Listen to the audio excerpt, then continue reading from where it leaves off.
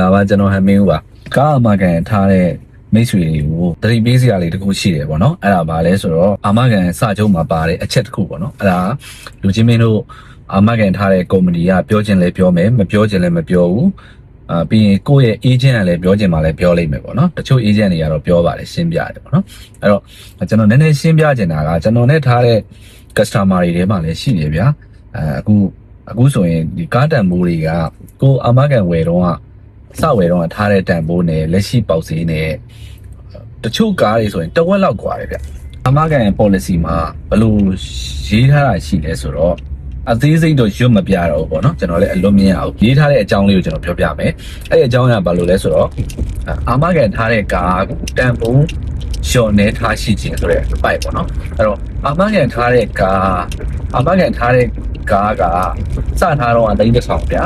အခုလက်ရှိပေါက်ဈေး2,000ဖြစ်နေတယ်ဆိုရင်အဲ့ဒီအပိုက်ကိုအာမကန်ကုမ္ပဏီတွေကကျင့်သုံးဖို့ရာခိုင်နှုန်းပုံများတယ်နော်ရော်ကြီးပမာဏများတဲ့ case တွေဆိုရင်ပိုကျင့်သုံးနိုင်တယ်ပေါ့နော်အဲ့ဒါဘာလဲဆိုတော့ကျွန်တော်တို့ကအဲ့ဒီ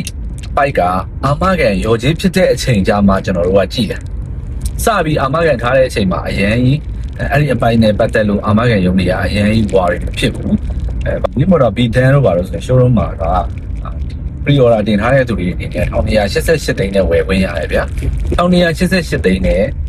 တချို့ clients တွေကကျွန်တော်စီမှာလည်းထားတယ်ရှိတယ်1288သိန်းနဲ့ထားတာအဲဒီကား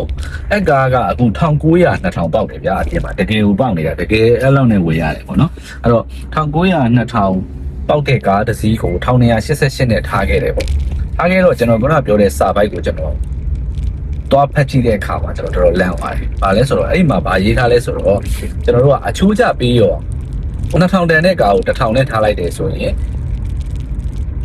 ရော်ကြီးဖြစ်ရင်90ရာခိုင်နှုန်းပဲရပါဗျ။အဲ့ချိန်ကျကျွန်တော်တို့ဘယ်လိုမျက်နှာပြမလဲ။အာမကန်ကိုယ်စားလှယ်တယောက်အနေနဲ့ကို clients ကနစ်နာသွားတယ်ဗျာ300ဘူးလောက်ပျက်စီးသွားတယ်300ဘူးလောက်ပျက်စီးသွားတယ်ဆိုရင်အဲ့ဒီရဲ့တဝက်ပဲရမယ်ဆိုရင်သူလည်းခြေတန်းမှာမဟုတ်ဘူးကျွန်တော်တို့လည်းစိတ်မကောင်းဘူးပေါ့နော်အဲ့တော့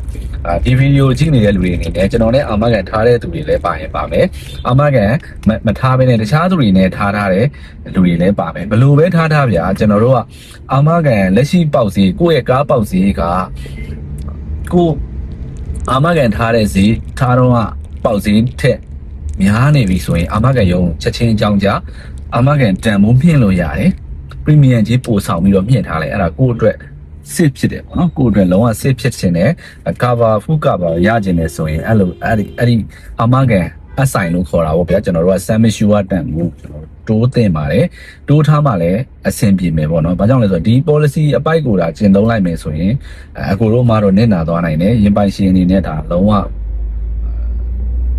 နစ်နာသွားနိုင်တယ်ပေါ့နော်အဲ့ဒါကြောင့်မို့ကျွန်တော်လာပြောတာအဲ့တော့ကျွန်တော်လည်းအာမကန်ထားခြင်းနေဆိုရင်တော့39 4286နဲ့39နဲ့ကိုဆက်သွယ်ပြီးတော့ထားနိုင်ပါတယ်bye bye